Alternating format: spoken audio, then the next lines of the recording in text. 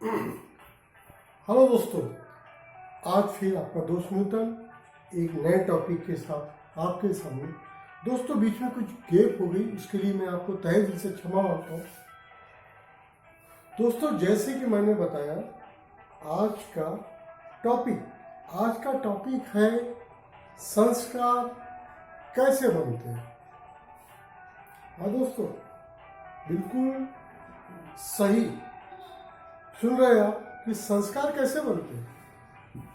एक बात तो तय है, कोई भी चीज, आदमी, मनुष्य जन्म लेने के बाद पेट से पूर्व जन्म के कर्मों के हिसाब से अच्छी कोख में जन्म जरूर लेता है। हर इंसान कोई ऊपर वाला ईश्वर मौका देता है अच्छा या बुरा बनने का। मृत्यु लोक में आने के बाद, भेजने के बाद बहुत सारी चीजों पे ईश्वर का भी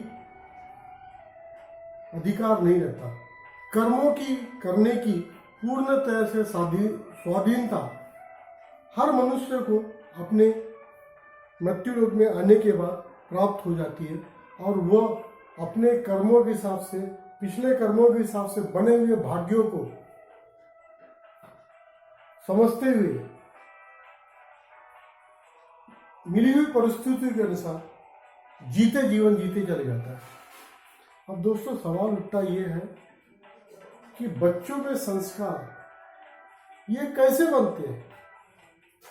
दोस्तों, मैंने आपको पहले भी कई बार बताया था, जैसा खाएंगा अन्न वैसा बनेगा मन।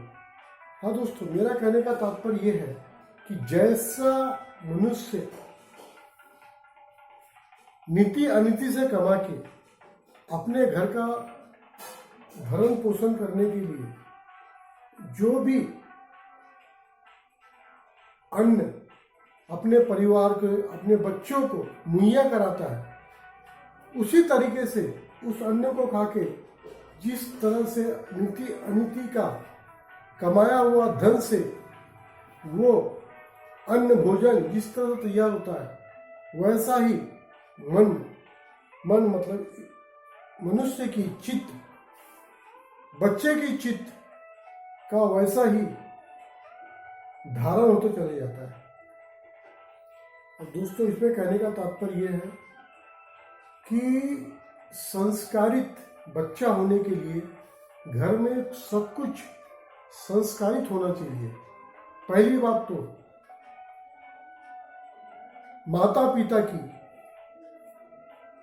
जो कमाई है, भरपूर प्रयास करके कोशिश ये करें कि वो नीति से ही कमाई होना चाहिए। कारण यह है, अनीति का कमाए हुए धन से किसी भी तरीके से उस बच्चे का मन, उसका जीवन संस्कारित रूप में ढलना करीबन असंभव है। वो तभी पॉसिबल है, तभी संभव है जब वो पूरे तरीके से नीति की कमाई हुई माहौल में जीते हुए, माता पिता को संस्कारित जीवन में जीते हुए देखते हुए उसको ही अनुसरण कर अपने जीवन में संस्कार उतारते चले जाएगा। दोस्तों,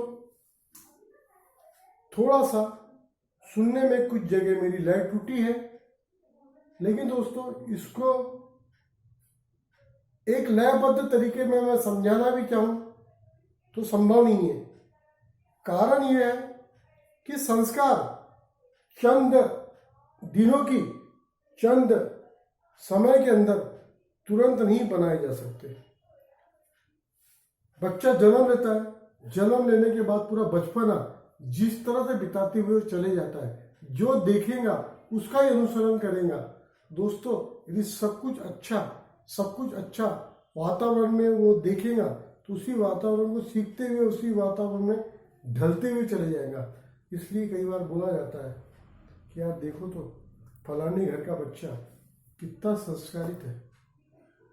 अरे साहब, आपने बोल तो दिया कि फलाने घर का बच्चा कितना संस्कारित है, क्या आप ये देख रहे हैं कि उस बच्चे को संस्कार देने के लिए उनके प्रथम गुरु माता पिता का क्या योगदान है।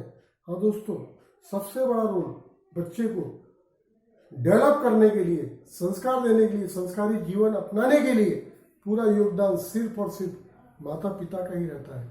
इसीलिए माता पिता को ही प्रथम गुरु माना जाता है और पूरा जीवन जीने के लिए जो सही आचरण, सही संस्कार जो बनते हैं वो उसके माता पिता की ही देन होते हैं।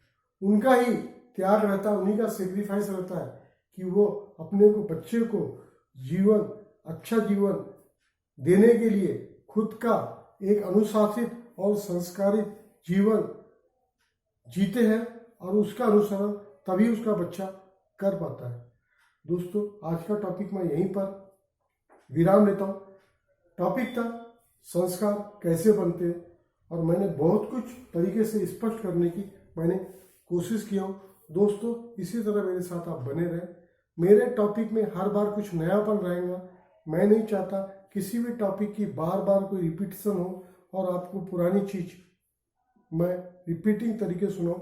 मैं चाहता हूं कि नए से नए प्रैक्टिकल चीजें, जीवन की परेशानियां, जीवन में सीखने लायक बातें मैं आपके सामने नित्य नए तरीके से पेश करते रहूं। Thank you very much. मेरे साथ बने रहें। मेरे को सुनने के लिए बहुत बहुत